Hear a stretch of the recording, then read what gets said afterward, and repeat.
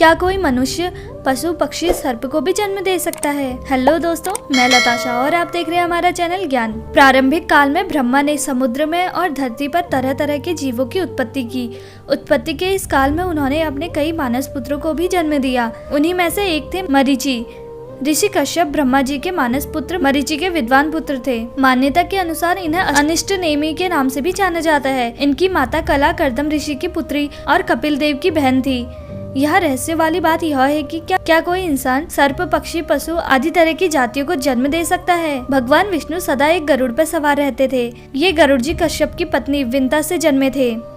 यूँ तो कश्यप ऋषि की कई पत्नियां थी, लेकिन प्रमुख 17 थी। अदिति, दिति, दनु, काष्ठा, अरिष्टा, सुरसा, इला, मुनि, क्रोधवसा, ताम्रा, सुरभि, सुरसा, तिमि, विनीता, कद्रु, पतांगी और यामिनी आदि पत्नियां बनी।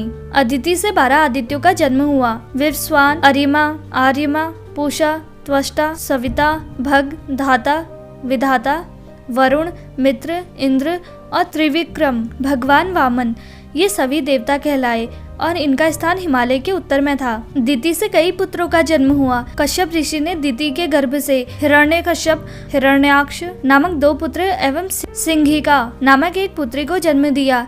ये दैत्य कहलाए और इनका स्थान हिमालय के दक्षिण में था।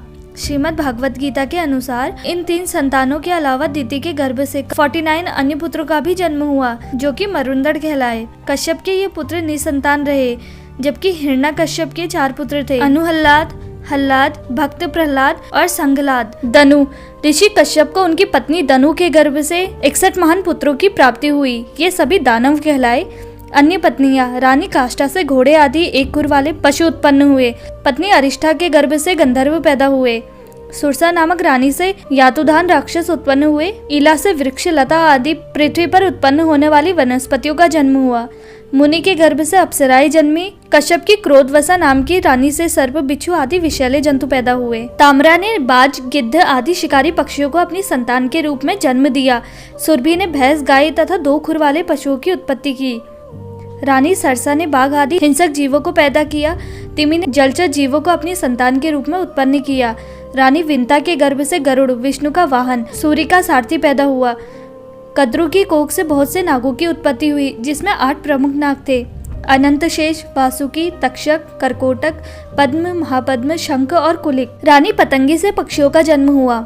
यामिनी के गर्भ से शलभों पतंगों का जन्म हुआ। ब्रह्मा जी की आज्ञा से प्रजापति कश्यप ने वैश्वानर की 2 पुत्रियों पुलोमा और कालका के साथ भी विवाह किया। उनसे पौलोम और कालकेय नाम के 60,000 रणवीर दानवों का जन्म हुआ, जो कि कालांतर में निवात कवच के नाम से विख्यात हुए। अगर आपको हमारी वीडियो पसंद आई तो प्लीज इस वीडियो को लाइक और हमारे चैनल को सब्सक्राइब करें।